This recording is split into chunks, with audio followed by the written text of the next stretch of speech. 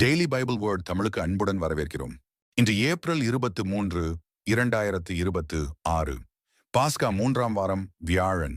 விண்ணகத்திலிருந்து இறங்கி வந்த வாழ்வு தரும் உணவு நானே. யோவான் எழுதிய தூய நற்செய்தியிலிருந்து வாசகம். அதிகாரம் 6. இறை வார்த்தைகள் 44 முதல் 51 வரை. அக்காலத்தில் இயேசு யூதர்களை பார்த்து கூறியது, என்னை அனுப்பிய தந்தை ஈர்த்தாலொழிய எவரும் என்னிடம் வர இயலாது. என்னிடம் வருபவரை நானும் இறுதி நாளில் உயிர்த்தெழச் செய்வேன். கடவுள்தாமே அனைவருக்கும் கற்றுத்தருவார் என இறைவாக்கு நூல்களில் எழுதியுள்ளது. தந்தைக்கு செவி சாய்த்து அவரிடமிருந்து கற்றுக்கொண்ட அனைவரும் என்னிடம் வருவர்.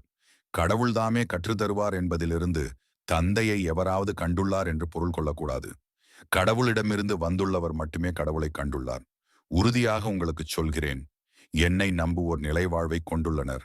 வாழ்வு தரும் உணவு நானே. உங்கள் முன்னோர் பாலை நிலத்தில் மன்னாவை உண்ட போதிலும் இறந்தனர். உண்பவரை இரவாமல் இருக்கச் செய்யும் உணவு விண்ணகத்திலிருந்து இறங்கி வந்த இந்த உணவே. விண்ணகத்திலிருந்து இறங்கி வந்த வாழ்வு தரும் உணவு நானே. இந்த உணவை எவராவது உண்டால் அவர் என்றுமே வாழ்வார். எனது சதையை உணவாக கொடுக்கிறேன்.